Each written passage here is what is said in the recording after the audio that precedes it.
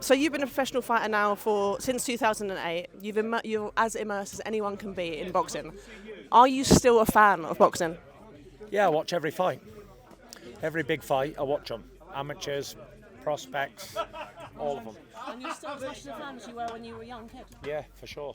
I'm in love with the game, madly in love.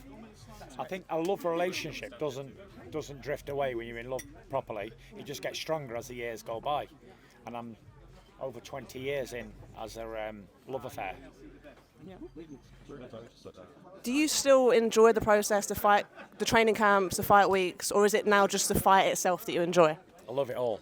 I love being away. I love being in training camp. Been away 12 weeks this time.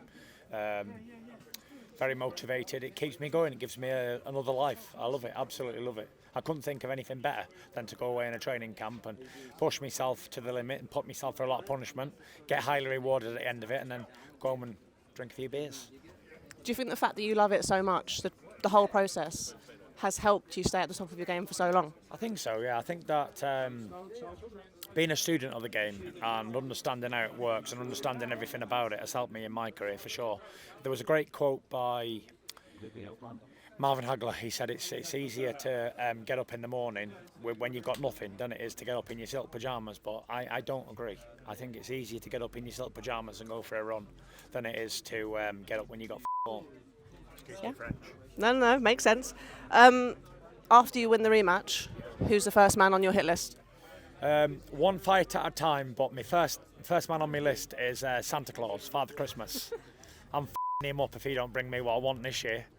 I bet you're looking forward to getting home and spending Christmas with the family. 12 weeks away. All I'm thinking about is like mince pies and boxes of celebrations and like that, turkey sandwiches and things.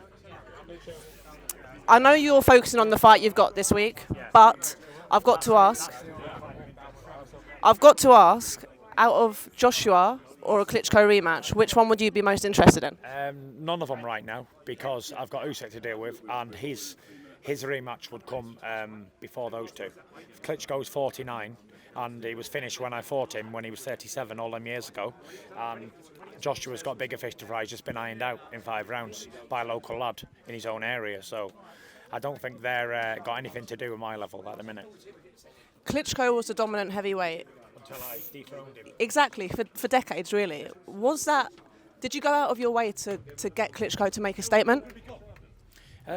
Not really. I just boxed to my ability on the night in 2015, November 28th, and I did the best I could, and it was good enough, and it beat him. Well, I would say it was more than good enough. You managed to outbox a man who's known for his ring IQ. Would you say that even to this day you've not really received the recognition that you probably deserved? Probably not, but I'm one of the greatest boxers, technical boxers, in any era, in any history in boxing.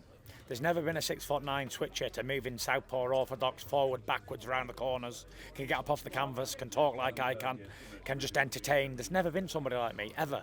That's why I put myself right at the top of the boxers list.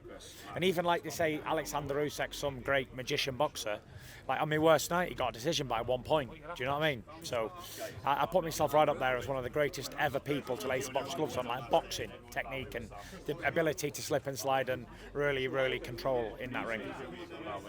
Obviously there you've mentioned the greats, the iconic fighters. We can't talk about those fighters without mentioning Muhammad Ali. Your promoter Bob Arum started his career with Muhammad Ali. He's now in the latest stages of his career. And that's it. Don't you think that's just beautiful? It's quite poetic. And how does that make you feel to know that you're helping this iconic promoter build what's been such an iconic career? It's absolutely unbelievable. He said to me in 2019, I said, "What's the motivation, Bob, at this age?" And he said it was to come in the boxing with the best heavyweight, Muhammad Ali, and to end it with the best heavyweight, Tyson Fury. He said, "That'll do for me." I love that. Honestly, speaking as a boxing fan, somebody who's watched your career from the beginning until now, it's so clear to me that whenever you decide to retire, you're going to leave a massive void in boxing. Do you think you're going to miss boxing as much as boxing is going to miss you? I think so, yeah. Like I said, it's been a love relationship for well over 20 years now, and I think I'll always be involved in boxing. It's a part of me. It makes me who I am as well. But I think when it's time to walk away, it'll definitely be time to walk away for sure. Okay, Tyson. Well, thank you so much for your time. Good luck. Good interview. Well done. Thank you. Good luck.